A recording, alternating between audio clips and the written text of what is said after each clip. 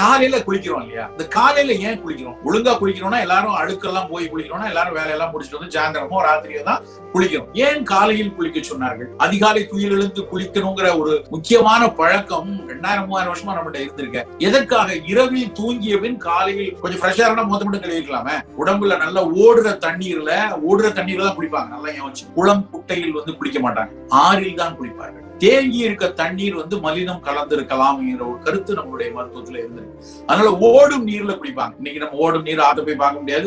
அப்படியே பார்த்தாலும் அந்த ஆறு குட்டை குளத்தை விட மோசமாக்கி வச்சிருப்போம் நம்ம. அது வேற விஷயம், விடுங்க. ஆறுல போய் குளிக்கிறது போல நம்ம அட்லீஸ்ட் வீட்லயாவது குளிக்கணும். இந்த வீட்டுல குளிக்கும் போதும் காலையில் குளிப்பதற்கான காரணம் பித்தத்தை தணிப்பதற்காக.